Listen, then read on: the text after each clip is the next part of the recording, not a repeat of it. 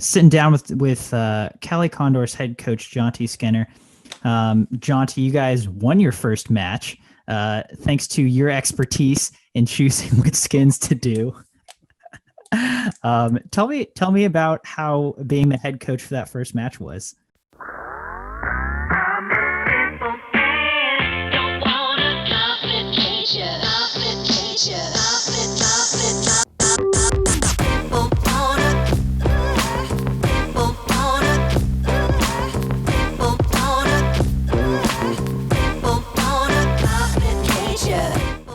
Well, it's to be honest with you, I was out on the golf course, which is pretty much what I've been doing lately. And Jason gave me a call and said, listen, we really need a coach. And Greg Troy hadn't really been able to make the trip for some reason. And anyway, so I said, sure, I'll stand and come out. So I basically parachuted into this team, if you can understand what I'm saying. And listen, it's a stacked team. It really, be honest with you, it's really getting the pieces in the right places and just letting them go. Because I mean, there's some kids on this team that just love to race and love to win. And like I said, it's just getting them in the position to let them go. So, it's been fun, really. I mean, the first week was really just getting to know kids and them getting to know me and getting comfortable and the staff and getting organized and stuff like that. So, I really don't think there are any teething problems. I think the team's a great team. I mean, they have a great chemistry right off the bat, which is wonderful. I'm a big fan of having fun in team meetings before contests. So we had a lot of laughs and stuff like that before we kind of left the room to head on the bus to go to the meet. So to be honest with you, it's been easy. It's been actually a bit kind of fun. This week's been a little tougher. We've been training hard this week, and everyone's, trying to get the work that they need to do in the time, because everyone has their eye on down the future and, 6 weeks down the road and, 9 months down the road, that type of stuff. So there's a lot going on, but, like I say, it's been a blast, really. I find that this format is so interesting because, everyone has their eye on 6 weeks down the road, 9 months down the road, but you have to be at some level of on for every single match, because the difference between first place and fourth place could mean you miss out on the whole big finale. So you said this week they've been training hard. How are you managing that, making sure they're ready for this weekend, but also making sure they're ready, just looking a little bit ahead to the finale in 6 weeks? To be honest, a lot of coaches put a lot of work in this week. The biggest question mark last weekend was a lot of these kids have not raced in a competition in months and months and months. Some of them since way back in that report, but that sort of fitted away. I mean, Caleb was a little, it took him a little to get going. He hadn't raced. He had to kind of had the first day to kind of get him, shock him back into kind of, his racing mentality. And then he was as usual, just tough, just race tough the second day. And I think the first year kids were a little, nervous, but, I think once things settled down and we've had a really good week of work, and to be honest, the coaches have thrown a lot of stuff at them because of some of the workouts I've seen that we've been doing this week have been really tough. So we're going to take a couple of days rest, and then they're just going to have to be athletes. They're just going to have to be the people that they are, that they didn't matter whether they're a little bit tired, and when we came in the first competition we had, we're probably still a little jet lagged. They're still getting used to different environment, different climate, different pools, different everything. So, I'm hoping the kids that are first year kids have settled down a little bit and they're comfortable and they're feeling like they deserve a spot and they're ready to go type of thing. So they'll kind of come forward a little bit, and it's really, you can really depend on your veterans. I mean, there are a couple of kids on this team that just love to be leaders. They love to race, and the big thing I'm going to do is just get the table set and then just get out of the way for the feeding frenzy. Just don't get your hands caught in the table. Yeah, absolutely. You hit on a few of those newcomers You guys had big performances from first year Coleman Stewart, Erica Brown, Beta Nelson. How are you? You said the veterans are kind of taking care of business. How are you trying to guide those first year professionals especially in a competition setting like this? Well, it's just talking with them, just helping them sort of see it and understand it, trying to get them to feel okay. I mean, they're going to be, just making them just talk through the things that bother them. I give an example. Coleman was in the skins in the 50 back contest, and he goes, we're sitting in the room looking at the video and just analyzing everything he did. And he goes, man, I was sitting on the wall for that second 50.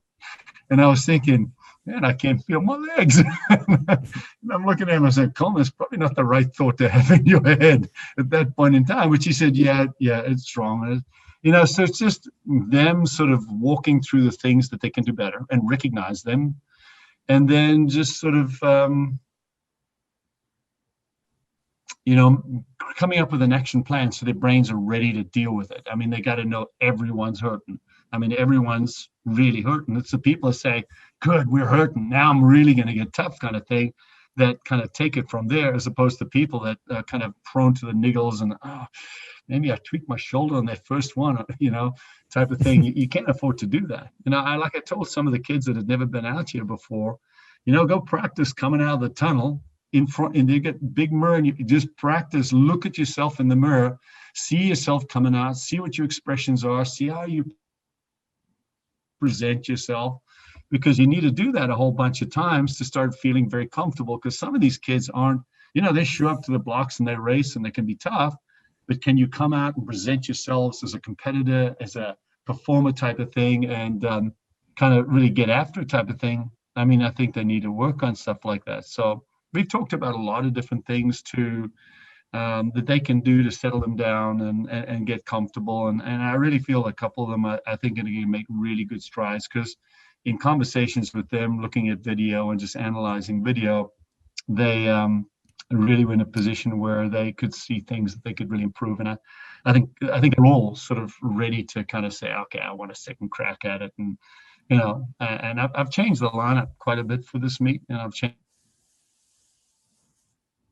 some things around. We got to look in the eye that we're going to make it all the way to the final. And there's some people I want to see in different events. And I think we need to get people an opportunity to swim in different events so we can hopefully get to a point where we have a, best foot right out there at the semifinals to make sure we get to that position where we can actually race for it all. Ooh, I'm excited now. See some different people in different events. That sounds that's always fun. Have you been this week, for the training bit of it, have you been coaching at all? Have any of the athletes come to you and said, Jonty, can you give me a workout? It's a lot of times we had these training camps for, where the US squad goes and swims at the Olympics or the World Championships, or different competitions like that. And usually that training camp is, a couple of weeks, maybe a couple more. Olympic camps a little longer, but again, you got a couple US, wherever we are. Mm-hmm. And it's a little easy to manage. This one, 6 weeks, it's longer. I've organized them into sort of groups. I've organized areas in the pool. And I think we've done a really good job of getting everyone sort of in the right zone, doing the right work. I've sort of kind of managing the male sprinters to some degree, sort of the group, and really Braden Holloway has done a great job of, because the NC State guys have been training really hard. He's sent through the workouts. I'll look at it, kind of massage it a little, get some of the other guys in there. Some of them can't handle the work, some of the level of work the NC State guys are doing.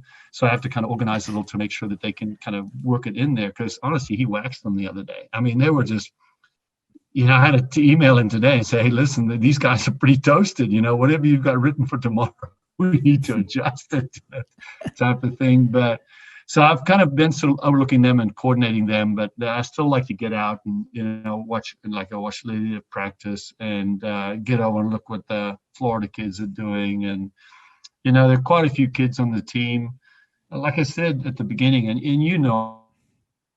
me, I'm a real technical guy, and I can really find what's good in the margins. And I've been able to sit down with quite a few kids and go through the video and start helping them with the little details that make a difference, and just showing them some things that they've never seen before, and then being able to explain to them, okay, this is how you kind of do this. So I've sort of been a little bit with the men's sprinters, but like timed a whole bunch of Tennessee sprinters, the women from Tennessee this morning, and got them through their workout. So I try to get around, but I don't know. Yeah. Do you have? It's just fun. I've got a great staff. They're working great together. Okay. I mean, I don't want you to give away any trade secrets, but do you have any examples of those little details that you're working on with these kids? Just like, oh, this is what you can tweak there. This is what you can tweak here. A little bit has been working with walls. Some of the kids don't know really how to really transition off walls. And I've sort of introduced a couple of kids to how they dolphin underwater. There's a lot more potential in some of the stuff they can do underwater. And some of these kids are the faster kids. I was able to show them some things that they could actually make them faster. And that's a good dialogue between the home coach and video. Like when I do an analysis, I'll kind of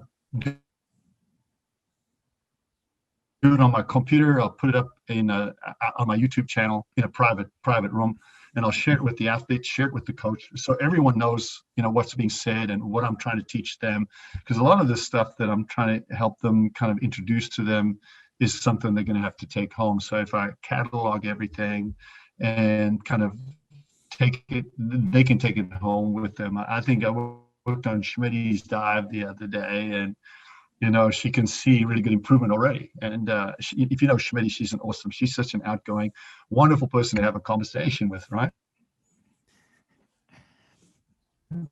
And so I worked on a dive the other day, and see improvement. But like I told her today, she came back today and she did 3 dives. One was good, one was horrible, but she knew it was horrible now. Now she actually knows what a horrible dive feels like. Before, she had no idea. There was no context in her brain to identify what was good and what was bad. It just sometimes was bad, and then was able to again do a good one. So it's things like that. I spent some time with Natalie Hines. I mean, she can jump out the building as an athlete, but she doesn't jump out the building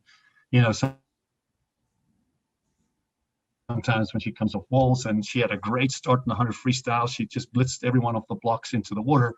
2 body lengths in, she was way out there. Then she lost it, and she could see when I really slowed the video down where those things were. So just action plans to kind of work on them to get faster. I'm just geeking out over here. I find all this stuff really fascinating.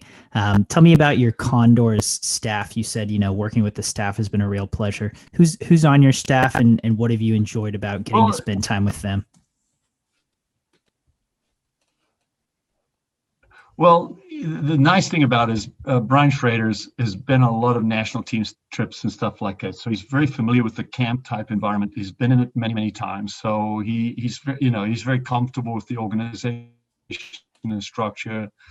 Allison Beebe has been mostly a club coach, very successful club coach, and just really good working with the women, working with the distance side. Sean Schimmel, he's got a whole swath of experience as a coach. He's working with the middle distance. Plus, we got a really big Georgia group in-house, so he manages all of them. And then we've got a couple of kids that we've sort of brought into the Georgia group as well, and they're training really well inside that environment. And then they're just so good. I mean, I think early on, I felt like I let them believe that there was, we were just a team and they could say anything they wanted to. I didn't get offended by anything. I know I had earlier this week, I sort of wrote a workout for the Tennessee girls, and when, put it down, then they looked at it, and then they came out with their own workout, said, "Coach, well, we'd like to do this workout." I said, "It's all yours. Go do that workout." I don't live and breathe and die on my image of writing a workout or my image of being the head coach. Technically I'm the head coach of this team, but we're all in this together, and I love how everyone's working together and talking and sharing, and just being very homogenous. And I think that's excellent. No one wants to be the big fish. Everyone's just working and let's get the job done. And our job, like I told them, is, I mean, we're really caretakers. I mean, we're the caretakers of this club for this year.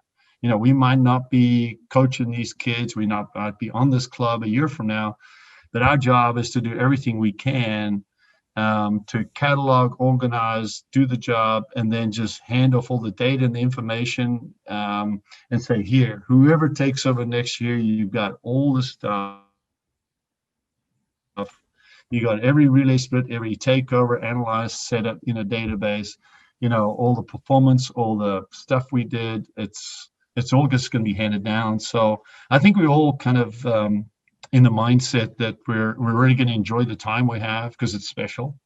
And we all feel the sort of honor of kind of carrying the flag for this team. And I really do hope this league goes on. I really think it has amazing potential, if it can gain traction and find a very limited thing, especially this year with the COVID crisis. It's kind of hard because we're into this 6 or 7 week bubble. But there's, you can see teams forming in London and now there's a Canadian team forming and there are a couple of American teams. And pretty soon we're going to have an Australian team. And now we have an Asian team with the Japanese. So you can see how things are sort of, with kind of spreading across the world till we have these monster clubs that represent huge territories. And I think eventually it's going to sort of go that way. And I think if it gets that, then we're able to create a branding system so that the American clubs can have their own brand and sell their brand and use it as an advertising base and just create a real professional club, just like other professional clubs. I think it'd work. It'd be great for the athletes, and I think anything that helps the sport of swimming is wonderful. I'm right there with you. We've been talking about this with a few different people, and I think that vision for ISL gets me really excited, and I'm sure it gets a lot of other swim fans excited. Just being there, watching the first couple matches, just from all the teams, what I know you have an exceedingly technical mind. You're all about those small details. What were you noticing? Seeing these first real professional races in 6 months? I was surprised they weren't, for the most part, they weren't rusty, as rusty as I thought they might be. I probably the worst thing we did in match one was our relay starts and it wasn't so much the relay starts in terms of timing, because to be honest with you, before we did a relay practice a couple of days before, and I said, listen, I'm not interested in anything faster than a 0.2 takeover. So we worked on being very safe and conservative in our takeovers in that. And but the technical aspects of what they're doing on exchanges are very weak. And we're going to address it. I'm going to address it. I'm going to build together a videotape of what we need to be doing, why we need to be doing it. And then so Saturday morning we can come in and they'll have hopefully reviewed the videotape up, put to them, because it's hard to, with the gatherings and stuff like that. It's a little, we don't have a really team room with big TVs and, stuff that we can do stuff like that. So usually if I want kids to look at something, I kind of put it together on my hard drive, on my machine, and then I just send it to them and let them watch it. So, if there was anything that we did not do well, it was that. And I think that's the area we're going to improve probably the most in this next meet. The lineups are going to change in some of the relays. I think people are going to be intrigued by some of the changes that we've made. I'll just leave that out there. Not going to say anymore. Yeah. But there's not a lot you can do technically, but I think that's one area that we can really shore up, along with the little detail things that I've been talking to some of the kids about. Well, Jonty, I mean, I think that's good. You caught us all up. And you got me excited for this next match. Cali Condors are racing on Monday, Tuesday. 10, it starts at 10 a.m. on Monday, Tuesday, Eastern time. That's 5 p.m. Budapest time. Any parting thoughts, Jonty, before I let you go? I just hope people sort of get into the format. I think the thing that really floored us the first day of usually I watch the race and I told the kids, listen, don't ask me for any splits. I just like to watch the race, I just like to absorb what happens, Mm-hmm. and you finish the race and you're looking at the scoreboard and then you back, brief glance, and then I'm looking at the kids in the pool, what do their faces look like? How are they reacting? What are they doing? Body language, because that's a lot of good information that I really want to take on board. But I found that I was not even looking at the time scoreboard. After I looked at this, I was actually looking up at the other scoreboard above us that showed us when we jackpotted, how much the jackpot was. And, because that's insane. That concept has really, really changed the game. And I can just see it. I was on a long walk today and I'm thinking, wow, there'd just be crazy if we came down to the finals. The finals, and it all came to the last skins race with two people going at each other, and the guy that won first had to jackpot the second place to get enough points to climb over the team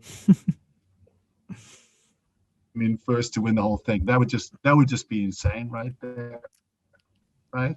So, but I think the jackpot teams are just starting to realize, the strategizing, because right now, if we know, say hypothetically, if we have someone that's really good and we think we're going to jackpot the race, then having a weaker swimmer, not that we have any weaker swimmers, but having a weaker swimmer technically in that race who might get 7th to 8th, it doesn't matter, because if we jackpot the race, we jackpot our own points. Mm-hmm. So we can actually kind of play with our lineup a little more to kind of create more strengths in other places, because we know we don't always have to have two people that are solid in a race in order to get the points we need out of the race. So I think the people at home, if they sort of get into that whole jackpot thing and read up about it, and I saw the last match. They were starting to put red in the lane of the people that got jackpotted. Someone behind me said, "Yeah, they should just explode the whole lane." That's just really give it a visual. Yeah, that would be brilliant. Anyway, I hope people are enjoying it. I really do.